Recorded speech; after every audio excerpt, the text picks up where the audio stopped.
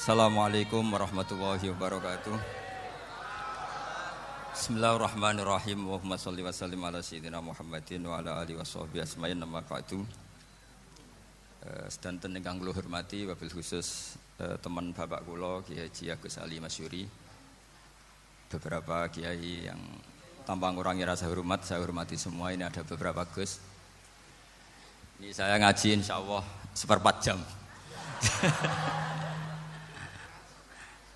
Seperempat jam nanti yang menghisap Gus Kausar berapa Gus? 10 menit. 10 menit.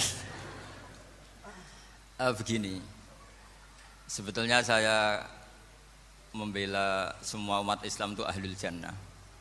Karena saya ini ibarat marketing. Kalau orang Kristiani itu kan setiap orang mati sudah tenang bersama Bapak di surga. Jadi kampanye itu menarik sekali.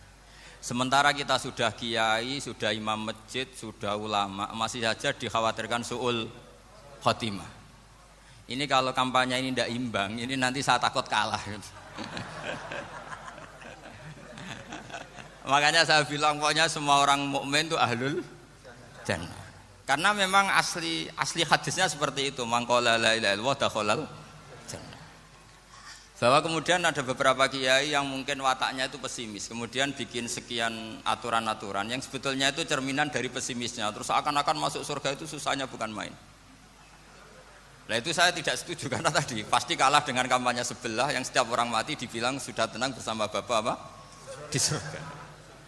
Jadi ini penting. Terus kedua saya bilang agama ini sudah begitu baik. Masa kunci surga sudah dibocorkan miftahul jannah la ilaha illallah. Masa sudah pegang kuncinya enggak jadi masuk surga itu kan aneh. Ya sudah masuk saja, tapi tidak usah minta bantuan saya, masuk aja. Kan sudah pegang kuncinya. Terus ketiga, kenangan terburuk saya ketika jadi kiai itu gini, saya ada beberapa guru SD datang ke saya. Ini agak-agak masalah besar. Gus boleh enggak buka ujian nasional yang masih disegel? Semua guru bilang enggak boleh, itu kriminal kan. Ada satu guru yang bikin analogi agak kacau. Boleh saja. Wong ujian di kuburan saja dibocorkan para kiai enggak apa-apa. Itu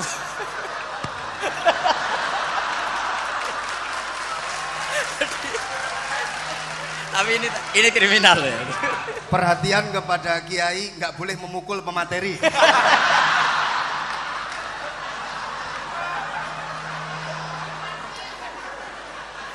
Jadi tentu itu analogi yang salah kan. Marrobuka kan, Tuhan kamu siapa, Nabi kamu. Tuhan kamu siapa, Nabi kamu siapa, imam kamu siapa. Ini kan sudah dibocorkan oleh para kiai. Artinya apa? Nak raiso jawab kebablasan gitu.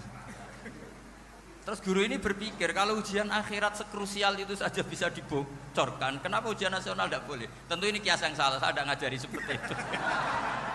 Tapi saya ngajari ke kalian betapa mudahnya masuk surga. Kunci jawaban sudah dikasih, kunci pintu masuk sudah dikasih. Kok sampai tidak masuk, ini kebablasan. Paling salah gurunya.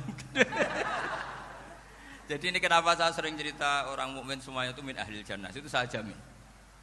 Sama tidak usah takut su'ul khotimah, tidak usah takut berlebihan seperti itu. Karena setahu saya, setidaknya saya mewakili ulama zaman ini. Rata-rata guru kita ini bermadzhab Syadzili dalam berkeyakinan berpikir tentang Allah. Di antara ini yang mulai saya ngomong serius, supaya tadi kan guyonannya sudah diambil Gus Reza sama Gus Kausar. Saya tahu kenapa mereka guyon. Kalau ngomong serius takut kalah sama saya.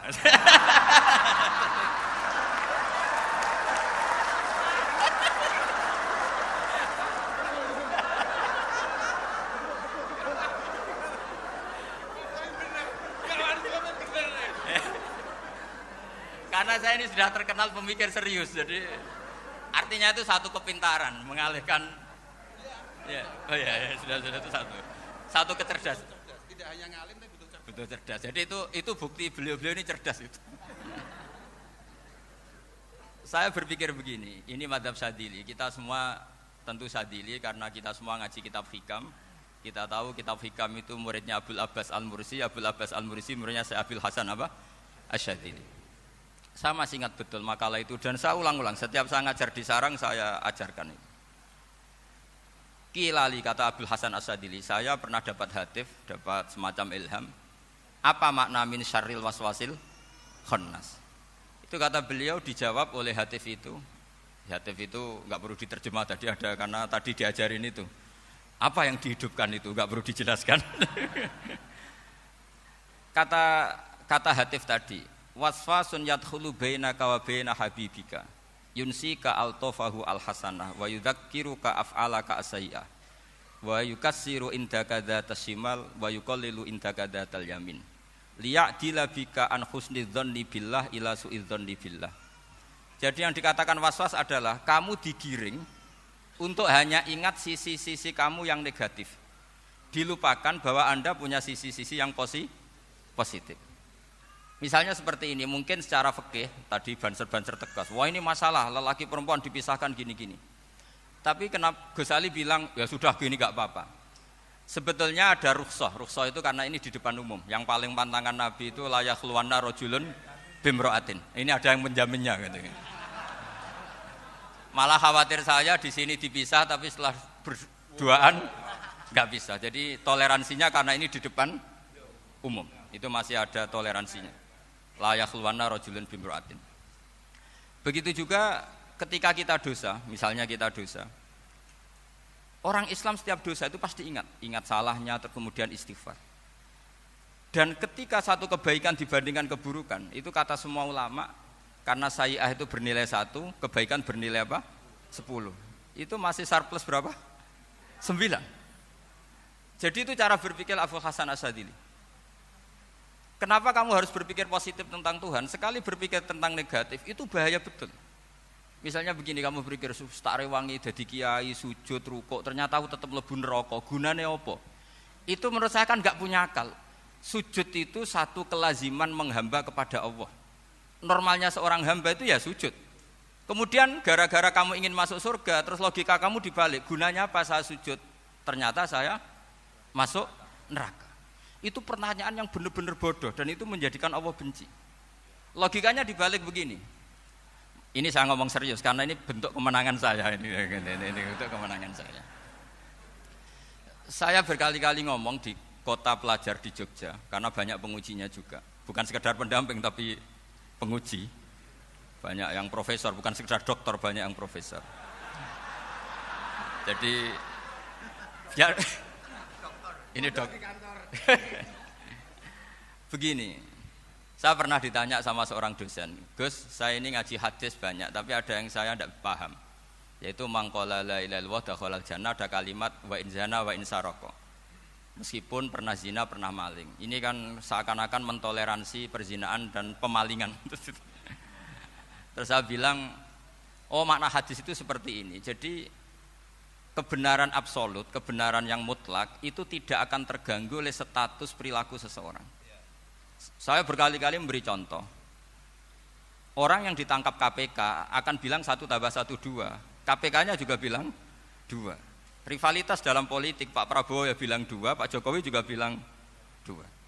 Orang yang zaniyah, yang lonte pun akan bilang 2. Muftinya juga bilang 2. Ketua MUI-nya juga bilang 2. Artinya gini, kebenaran yang absolut adalah kebenaran yang siapapun akan meyakini seperti itu. Seperti 1 ditambah 1 2. Kamu punya musuh bilang 2.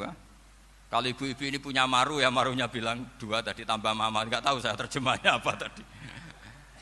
Nah, kebenaran yang absolut itu kebenaran yang siapapun pasti mengakui. Dan uniknya begini, saya kalau saya pernah ngaji acara himmah, acara pondok sarang di Demak. Kalau kamu bilang 1 ditambah 1 menjadi 2, untuk mengatakan 2 itu kamu butuh hadiah enggak? Mereka semua jawab enggak. Kita semua enjoy saja mengatakan tembok itu putih. Kenapa? Karena memang putih. Kita mengatakan 1 tambah 1 2 karena memang kita tanpa presentasi dapat hadiah, dapat penghormatan. Kenapa untuk mengatakan Allah itu Tuhan kita butuh surga? Memangnya kalau tidak ada surga Allah tidak jadi Tuhan? Ini problem orang soleh-soleh yang terlalu pesimis. Makanya nanti orang-orang soleh itu masuk surganya berat. Tapi kalau orang alim lebih gampang kira-kira seperti itu. Iya, karena kan imannya lebih bagus. Dalam hadis qudsi Allah ini yang dibuli orang-orang soleh. Laulam akhluk jannatan wala naron alam akun ahlan an uto'a, dalam hadis qudsi itu. Kalau saja saya tidak menciptakan surga dan neraka, apa saya tidak jadi Tuhan yang perlu ditaati? Apa kalau kamu tidak saya kasih uang 1 juta terus bilang 1 tambah 1 11? Enggak kan? Tetap bilang berapa? 2.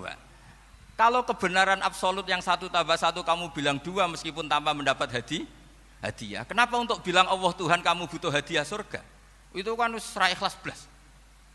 Makanya saya terus mengajarkan ikhlas. Ikhlas itu bisa dilatih dengan akal, dengan pikiran, bil ilmi lah. Harus dilatih. Nah di sini ini momen atau makna yang mestinya harus difahami wa inzana bahwa kalimat ini sah meskipun dilafatkan seorang yang pernah zina. Sama seperti 1 tambah 1 2 sah, diucapkan siapa saja sah. Dan siapapun akan mengucapkan itu secara ikhlas. Ini penting saya utarakan. Sehingga setelah ada firqah-firqah takfiri yang mengatakan orang megang keris itu syirik, ke kuburan syirik, ini syirik. Itu salah besar. Salahnya adalah tadi kalimat-kalimat atau kebenaran-kebenaran absolut ini sudah jadi sibghata wa man ahsanu minallahi sibghah. Kalimat ini begitu absolut di hatinya orang mukmin. Sehingga ketika terganggu oleh hal-hal yang adat istiadat kayak pegang keris, kayak apa, ini tidak mengganggu. Tetap kualitas iman ini di atas keyakinan adat membawa apa keris. Kalau orang membawa keris menjadi syirik karena percaya sama makhluk. Orang misalnya kejawen kalau nggak bawa keris nggak nyaman. Orang kota itu kalau nggak bawa ATM juga nggak nyaman. Itu tidak dihukumi syirik. Kamu pergi lupa bawa HP nyaman enggak? Enggak, kenapa tidak dihukumi syirik?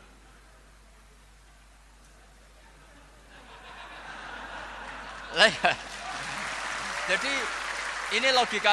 Jadi makanya ini Gus Reza boleh ngeritik saya itu berkali-kali bilang saya termasuk ulama yang mau bikin gerakan cangkem elek. Karena nanti kalau saya nisbatkan ke Rasulullah itu tidak pantas karena Nabi ahsanan nasi khalqaw wa khuluqa. Tapi saya siap jadi bempernya Rasulullah sallallahu alaihi wasallam. Pernah ada diskusi di Jakarta, ini kisah nyata.